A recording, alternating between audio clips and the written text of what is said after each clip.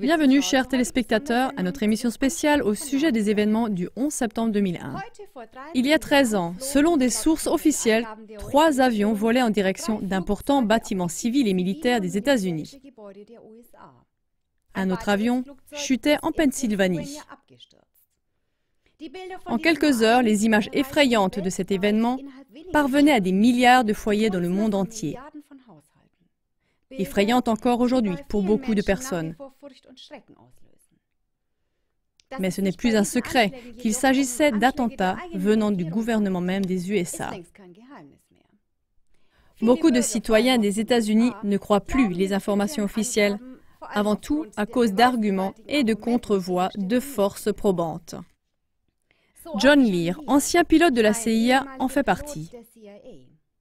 Il a déclaré sur l'honneur que l'explication officielle de la collision des 2 avions commerciaux avec le World Trade Center n'est pas possible selon les lois de la physique. Un vrai Boeing 767 se serait mis en accordéon lors de la collision.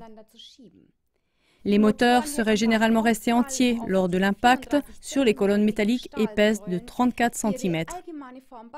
Ils seraient tombés au sol ou on les aurait retrouvés dans les ruines des bâtiments effondrés, dit John Lear. Son explication vient appuyer l'accusation contre le gouvernement américain, selon laquelle il s'agit d'explosions planifiées. C'est maintenant exposé sur des bases scientifiques dans de nombreux documents que vous pouvez facilement trouver sur Internet ou sur YouTube. En plus, dans ce cadre, beaucoup de services d'élucidation se posent la question de savoir pourquoi le bâtiment numéro 7 du World Trade Center s'est écroulé apparemment sans intervention extérieure. Dans le rapport officiel publié par la Commission en septembre en 2004, ce bâtiment n'est tout simplement pas mentionné. Pourquoi les médias, et avant tout les chaînes américaines et britanniques CNN et BBC, diffusent-ils des rapports trompeurs, c'est-à-dire fondés sur des mensonges? Le journaliste américain connu, William Dean E. Garner, a découvert au cours d'années de recherche que presque toutes les banques nationales et les banques d'émission au monde sont contrôlées par une seule famille privée. Avant les attaques du 11 septembre, il est prouvé qu'il y avait 7 pays dont les banques nationales n'étaient pas contrôlées par cette famille. L'Afghanistan, l'Irak, le Soudan, la Libye, Cuba, la Corée du Nord et l'Iran. Quelques jours seulement après les attentats contre le World Trade Center, on a adopté la décision à Camp David, au Maryland, aux États-Unis, d'attaquer la majorité des pays en question. Ou pour mieux le formuler, suite à cet événement du 11 septembre, la décision pouvait être adoptée d'attaquer la majorité des pays en question. En effet, il est prouvé que le gouvernement des États-Unis avait déjà planifié l'invasion de l'Afghanistan et l'attaque contre l'Irak avant les attentats du 11 septembre. Mais pour recevoir le soutien de la population américaine et du monde occidental, il fallait une raison convaincante. Et cette raison a été donnée par les événements du 11 septembre qui ont en même temps déclenché la peur du terrorisme et aussi de l'islam. En résumé, nous jetons un coup d'œil rétrospectif. En 2001, les États-Unis ont pénétré en Afghanistan et en 2003, en Irak. En 2003, les banques nationales d'Afghanistan et d'Irak étaient prises par la famille Rothschild. Depuis 2003, il y a eu continuellement des affrontements entre le gouvernement et les rebelles au Soudan.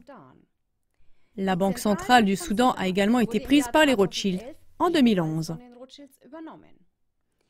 On a attaqué la Libye en 2011. Et pendant que le pays sombrait dans la guerre, une banque d'émission contrôlée par la famille Rothschild était déjà établie. En 2005, une commission d'assistance pour Cuba libre était spécifiquement créée à la Maison-Blanche. Cette autorité coordonne le travail contre le gouvernement cubain. Pour la seule année 2006, 15 millions de dollars étaient prévus dans le budget des États-Unis pour soutenir certaines parties de l'opposition cubaine. Au début de l'année 2013, l'ONU a pris des sanctions renforcées contre la Corée du Nord. De plus, les États-Unis ont annoncé la construction d'autres stations de défense antimissiles sur les îles du Pacifique afin de pouvoir intercepter une attaque potentielle en provenance de Corée du Nord.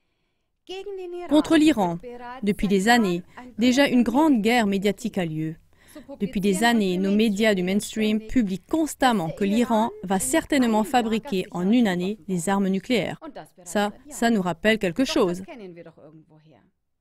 Avant la guerre contre l'Irak, on a aussi publié dans tous les journaux que l'Irak possédait des armes de destruction massive. Mais cela était un mensonge, comme cela a été avéré après la guerre. Même si l'Iran est, avec Cuba et la Corée du Nord, un des pays dont les banques centrales ne sont pas sous contrôle de la famille Rothschild, cette famille a réussi, avec l'aide des États-Unis, des forces armées de l'OTAN et de reportages des médias, à reprendre la majorité des banques nationales qui n'étaient pas sous leur contrôle avant le 11 septembre. Avec l'aide des médias que les bellicistes mentionnés ci-dessus utilisent une fois de plus pour servir leurs propres objectifs, l'histoire semble se répéter maintenant 13 ans plus tard. Si en 2001 on s'est servi des attaques du 11 septembre, aujourd'hui on se sert d'une part de la milice IS pour provoquer la peur du terrorisme et de l'islam. Et d'autre part, on prend la Russie qui est marquée par l'image d'ennemi dans tous les esprits européens. Pour bien comprendre, regardez nos émissions sur le sujet de l'Ukraine ainsi que notre émission spéciale « Comment fonctionnent les guerres modernes ».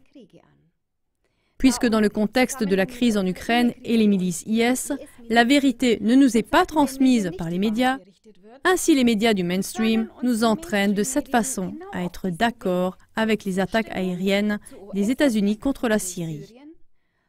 Et tous nos peuples européens, qui sont encore réticents à la guerre, sont rendus favorables à aller à la guerre contre le prétendu méchant agresseur russe. Réfléchissez-y et continuez à regarder les informations non censurées sur le mur des lamentations.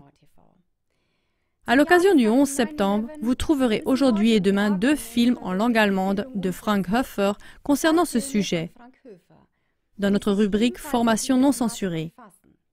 Kriegsverbrecher 1, produit en 2009, Kriegsverbrecher 2, en 2012. Les 2 films n'ont pas perdu de leur actualité. Au contraire, ils expliquent aussi les événements actuels. Nous vous souhaitons encore une agréable soirée. Au revoir.